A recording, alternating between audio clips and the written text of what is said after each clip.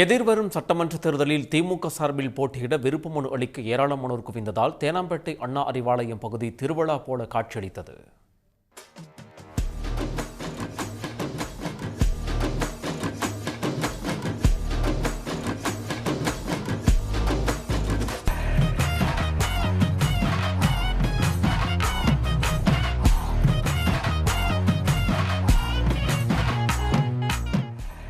தமிழகத்தில் சட்டமன்ற தேர்தல் குறித்த அறிவிப்பு இன்னும் வெளியாகாத நிலையில் கட்சிகள் முன்கூட்டியே ஆயத்தமாகி வருகின்றன. திமுகவில் போட்டியிடுவதற்கான விருப்ப மனுக்கள் ஏற்கனவே வழங்கப்பட்டு அவற்றை திரும்பப் பெறும் பணியும் நாள்தோறும் விறுவிறுப்படைந்துள்ளது. இதன் காரணமாக தேனாம்பேட்டையில் உள்ள திமுக தலைமையகமான அண்ணா அறிவாலயம் பகுதி தொண்டர்கள் கூட்டத்தால் நிரம்பி வழிந்தது.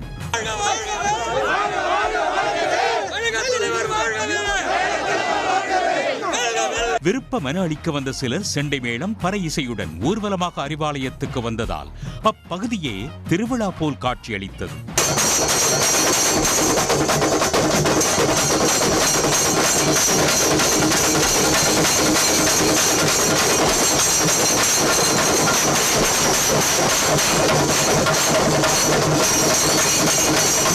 அமைச்சர்கள் KN நேரு, பெரிய கருப்பன், அனிதா ராதாகிருஷ்ணன், அன்பில் மகேஷ், மெய்யநாதன் உள்ளிட்டோரும் தங்களது ஆதரவாளர்களுடன் வந்து விருப்ப மனுக்களை அளித்தனர்.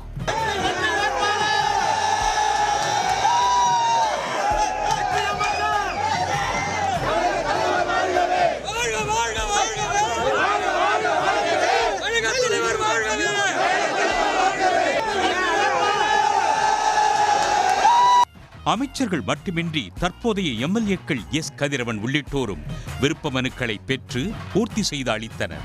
பரமக்குடி தனித்தொகுதியில் போட்டியிட கைக்குழந்தையுடன் வந்து கனிமொழி துரைமுருகன் தனது விருப்ப மனுவை வழங்கினார்.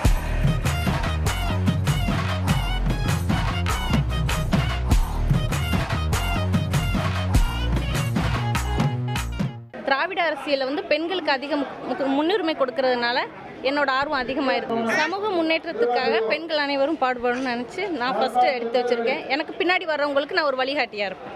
சங்கரதாஸ் என்ற 91 வயது முதியவர் வால்பாறை தொகுதியில் போட்டியிட விருப்ப மனு தாக்கல் செய்தது கவனத்தை ஈர்த்தது. வால்பாறைக்கு டிக்கெட் கொடுக்கணும்னு நினச்சேன். சங்கரங்கோயிலுக்கு நினச்சேன். இருக்கட்டும், ஒன்று போதும். சங்கரங்கோயில் எங்கள் வால்பாறை உங்களுக்கு முடியல, எனக்கு சங்கரங்கோயிலுக்கு கொடுங்க. அதுவும் முடியலைன்னா கட்சி வேலைகளுக்கு எங்கள் தேங்க சாதாரண உறுப்பினராகவே என்னுடைய ஆயுசு முழுவதும் இருந்து பணியாற்ற கடமைப்பட்டிருக்கிறேன்.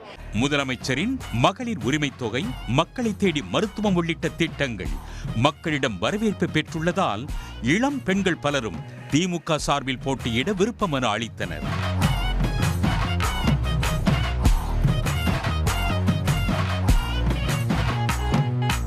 திமுக சார்பில் போட்டியிட கடந்த 20ஆம் தேதி முதல் விருப்ப மனுக்கள் வழங்கப்பட்டு வருகின்றன. வரும் 6ஆம் தேதி வரை மனுக்களை சமர்ப்பிக்கலாம் என அறிவிக்கப்பட்டுள்ளது. உடனுக்குடன் செய்திகளை தெரிந்து கொள்ள சன் நியூஸ் பெல் ஐகானை கிளிக் பண்ணுங்க.